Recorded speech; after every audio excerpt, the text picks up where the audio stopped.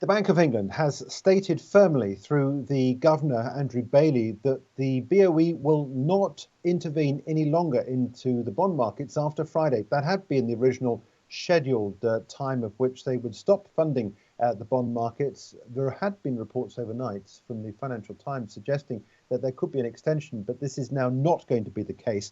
The bank has been buying bonds to stabilise their price and prevent a sale, which could put some pension schemes at risk. Government borrowing costs remain close to levels seen at the height of the market turmoil last month, following on from that mini budget statement we had from Kwasi Kwarteng. That was when the bank first stepped in. Now, overnight, we've seen some GDP numbers which show that the growth that we had has now turned into contraction.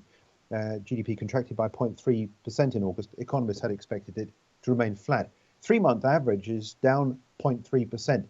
Against expectations of a 0.2% slide. So technically, this is the beginnings of what could be the first stages of a recession, a technical recession here in the UK.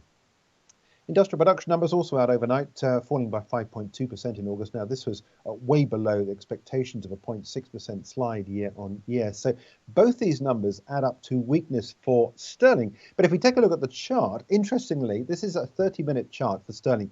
And you can see the bottom part of the trade was overnight when we saw it down at 109.23. Since then, there has been this move up. There had been this report overnight in the Financial Times. It pushed up sterling.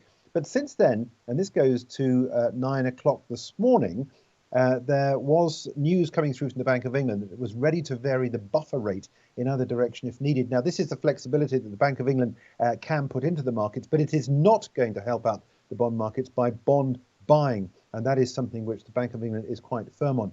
Now, where do we go from here? Well, we've seen this upward move in terms of 30-minute candles. And I'm wondering whether perhaps maybe there is now expected to be extreme pressure brought to bear on Liz Truss's government to try and find a way around all this. You cannot have the Bank of England raising interest rates at a time when the fiscal stimulus that's been provided by the government in opening up the taps in terms of allowing people to have more money. You cannot have those two working opposite ends of each other. And I'm wondering whether perhaps maybe there could now well be some pressure being brought to bear on the government to change their policy. We're currently trading over the 110 level against the US dollar at 110.84. For more videos from us here at IGTV, join us on Twitter at IGCom, Instagram, and subscribe to our YouTube channel.